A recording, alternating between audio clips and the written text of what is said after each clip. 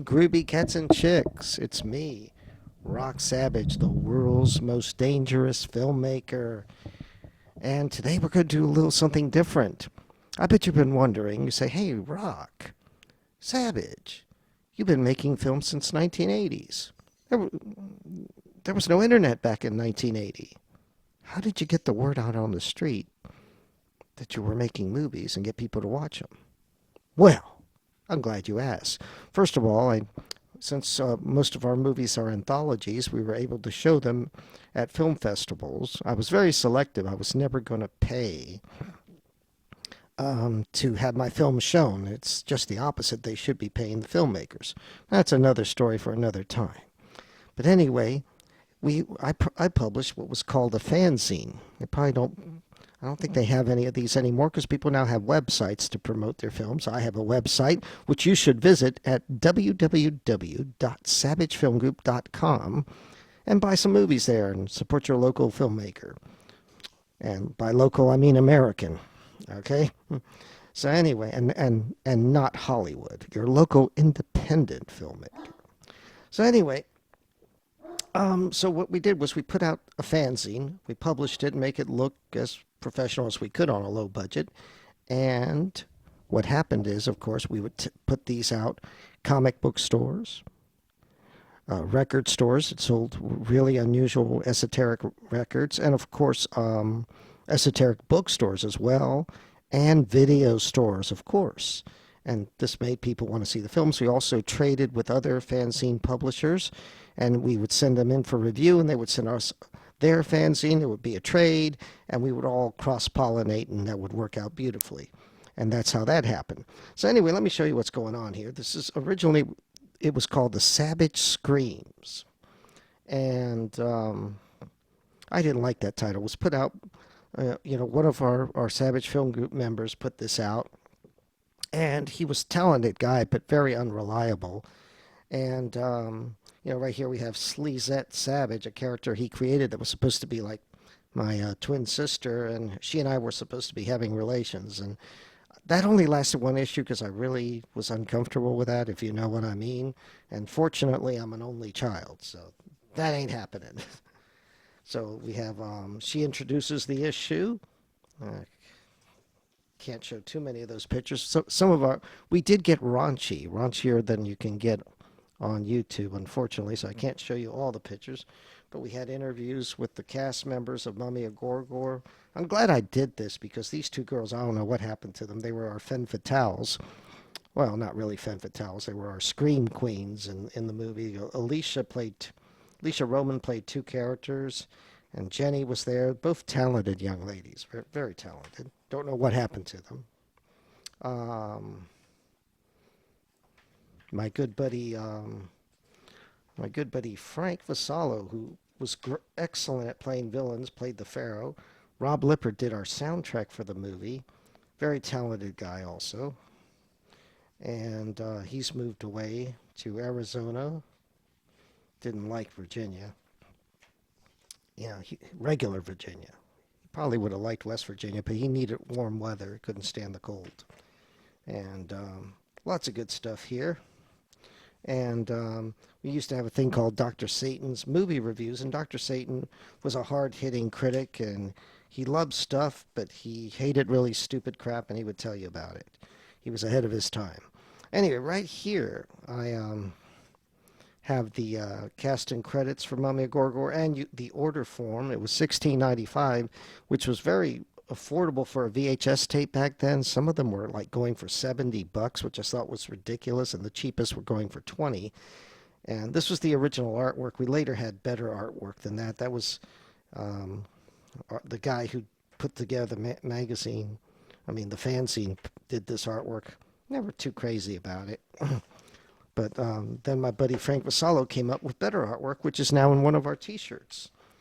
And now we just, and he also did the artwork for the double feature, which we have now. So let's go on to this one. We're going to skip the number 4. Some of the covers I can't show here because they were incredibly raunchy for their, well, not really for their time, but too raunchy for YouTube. It's amazing that they just put them out in the open in all the places we gave them at. But like I said, we went places that we knew were going to be friendly towards this. Oh yeah, this is number 4, and I was already predicting stuff here. It says, "What are you doing to protect yourself from media burn?" It's all, it talks about what? Let's see, I can barely misinformation, half truths, mind rot. Yeah, that's pretty much what you get when you watch the regular media. And you can see it says F mainstream media, go underground. That's right. And that was true back then when I published this. Let's see what year did I publish this? Let's see if I can open the front cover without any controversy. Yes, I can. Um, 1992. Wow. So yeah, 1992. I was already talking about how horrible the mainstream media was. What the hell's this? Oh yeah, I was reviewing other people's work too. So yeah, I was reviewing a lot of stuff. We had comics. Yes, we did. We had comics. We did our own comics too. So I forgot about that. Wow, that's interesting. Of course, I love beavers, um, the animal and the other thing that the thing. Right there it says, "Is this a beaver film?" And we have a girl with a Super 8 movie camera because we were still shooting in Super 8. And absolutely amazing stuff here. Yeah. So, yeah. Oh, and again, I reprinted this. This is from another fanzine. And again, we were ahead of our time. 36 reasons why you should be afraid of your government. Wow. Wow. Yeah. Yeah.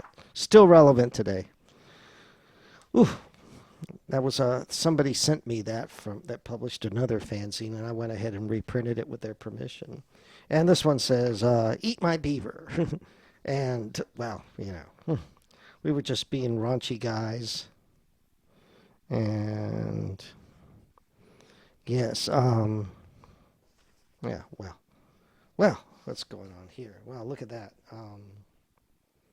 Yeah, so we we reprinted the interview. I couldn't find where the original was of the number 2. But like I said, we changed the title to Savage Underground. I never liked the title Savage Screams. So there you go. Oh, and there's another one, the filmmaking issue where I talk. It says it's never too late to say Super 8. Well, unfortunately, it is now. But back then, I was determined to continue to shoot on film because I didn't like the way video looked, especially the camcorders back then.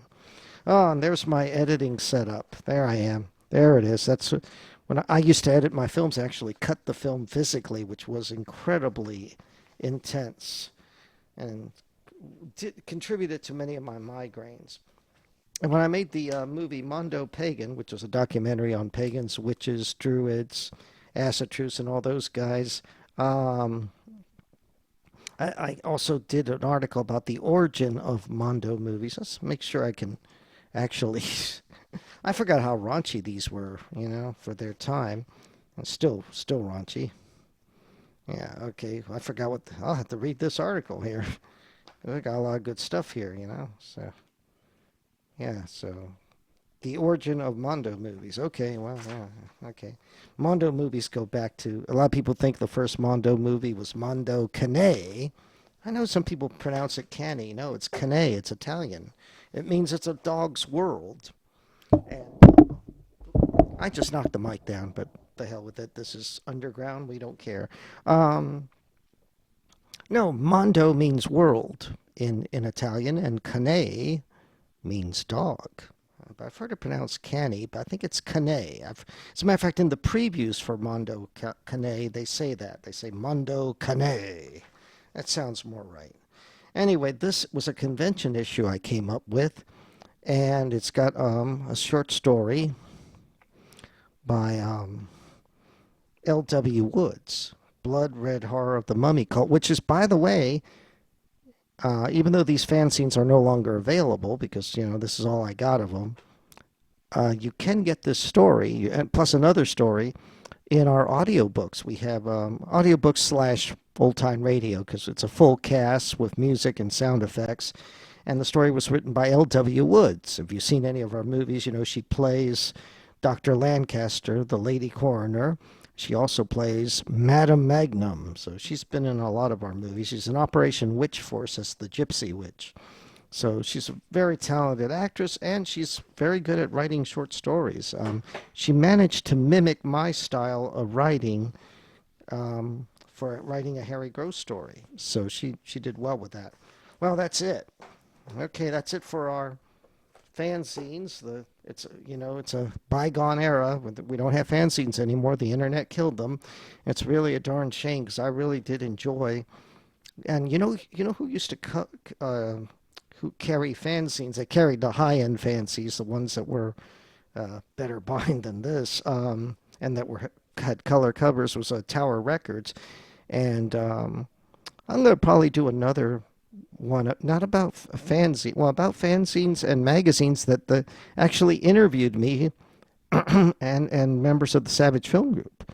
Yeah, I actually had appeared in print many times. So I'm going to show you all the times I've been in print, including newspapers and stuff.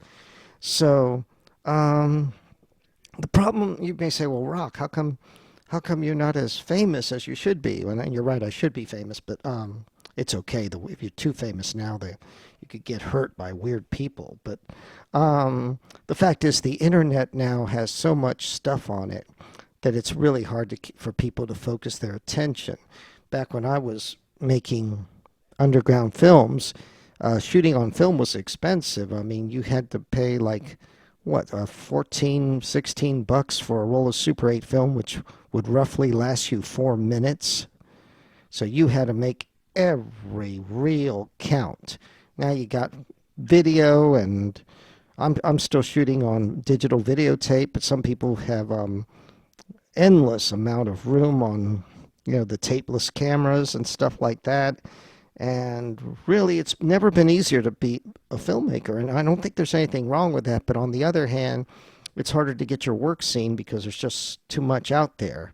And to be honest with you, some of it, I've seen some wonderful work by independent filmmakers, but I see a lot of crap where filmmakers are trying to be like Hollywood and make these dramas filled with angst and social commentary. There's already too many of those films out there from Hollywood. I think that you need to focus on a new subject, something entertaining,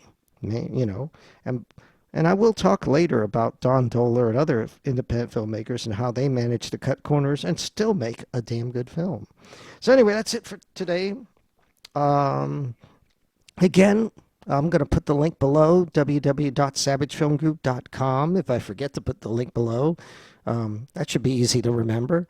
Go there and buy some movies and support the revolution. That's where we're rebelling against Hollywood. We're going to try to decentralize filmmaking because Hollywood has too much power and they must be put in their place. They must be brought down. Disney's already bringing itself down with its stupidity. I think they made one good movie this year, which I think everybody wants to see. I'm not going to mention its name because I don't want to give them any free publicity. But you pretty much know what movie that is. But the rest of everything's falling apart at Disney. So that's their own fault. And like I said, that's why we need to decentralize filmmaking so that every state in the union, hopefully, will have a group of filmmakers, renegades like myself, that will go and make their films on their terms and not deal with crappy unions who have also contributed to the destruction of filmmaking, because you have to be a member if you're a real filmmaker. And I'm going to explain that in a future video. There's a difference between a filmmaker and a director. All filmmakers are directors, but not all directors are filmmakers. And I will explain that in the future. But once again, goodbye to, it's very sad. I really did enjoy putting together these fanzines, but there you go. Anyway, have a very groovy week, and I'll catch you at the drive-in or the grindhouse.